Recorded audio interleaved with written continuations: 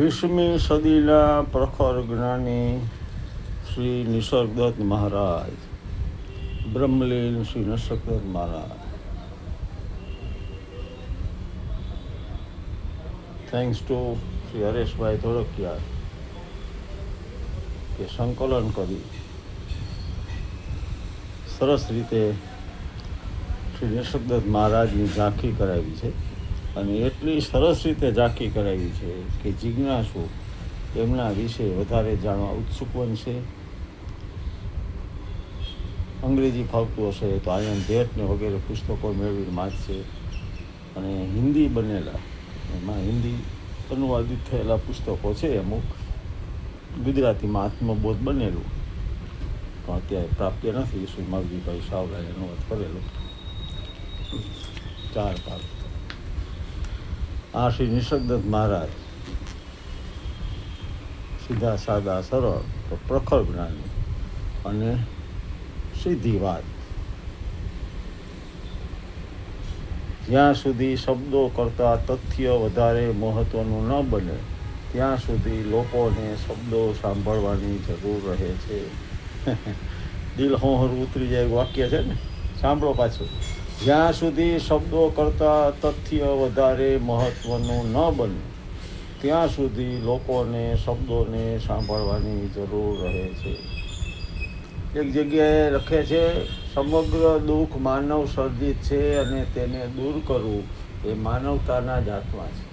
માણસ પોતાના કર્મોના પરિણામોનો સામનો કરીને અને સમત્વ રાખે તો તેમાં ઈશ્વર મદદ કરે છે. કર્મ શુભ માટે કામ કરતો કાનૂન છે અને તે ઈશ્વરનો આરોગ્યપ્રદ હાથ છે. અન્ય જગ્યાએ મહારાજના વચનોને લખતા શ્રી હરેશભાઈ ધોળકિયાએ નોંધ્યું છે, સુખ અને પીડાના 2 કિનારા વચ્ચેથી થઈને જીવવાની નદી વહે છે. જ્યારે મન જીવન સાથે વહેવાનો અસ્વીકાર કરે છે અને જ્યારે મન જીવન સાથે વહેંચવાનો અસ્વીકાર કરે છે અને કિનારાને જ વળગી રહે છે ત્યારે સમસ્યા ખડી થાય. જ્યારે હું જીવન સાથે વહેવાનું કહું છું ત્યારે તેનો અર્થ એ છે કે જે આવે કે જે જાય તેનો સ્વીકાર કરવાનું કહું છું. ન તો ઈચ્છા કરો કે ન તો ભય પામો, પણ જે અને જ્યારે પણ કંઈ બને તેને જોયા કરો. કારણ કે જે બને છે તે તમે નથી, તમે એ છો જેના પર આ બધું બને છે. છેવટે તો તમે દ્રષ્ટા પણ નથી, તમે તો એ અંતિમ શક્યતા છે જેનામાં સમગ્રતામાં ચેતના જ પ્રગટીકરણ અને અભિવ્યક્તિ છે.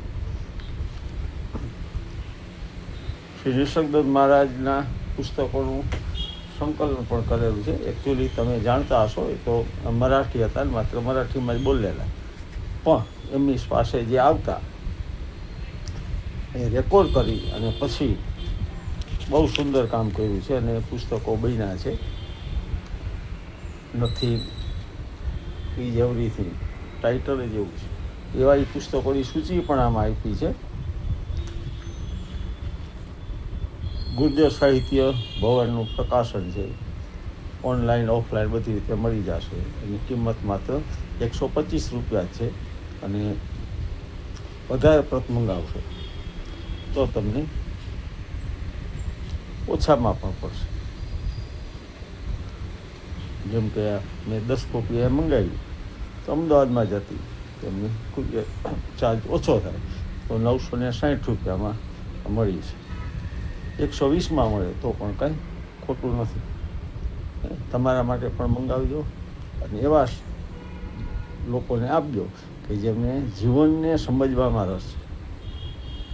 આધ્યાત્મિક હો કે ન હો એની સાથે મતલબ, જેને જીવનને સમજવામાં રસ છે, પોતાના ખરાપણાની ઓળખ મેળવવામાં જેને રસ છે, ભગવાન શ્રી રમણ મહર્ષિની યાદ આવશે. એમ લાગે છે બંને પેરેલલ છે અને સાથે સાથે સદગુરુની, તમારી ગુરુની પણ યાદ આવશે. આ તો એ જ કહે છે, અદ્ભુત છે. પ્રણામ શ્રી નિસર્ગદત્ત મહારાજને અને અભિવાદન શ્રી હરેશભાઈ ધોળકિયાને. Thank you. જય અરુણાચલ.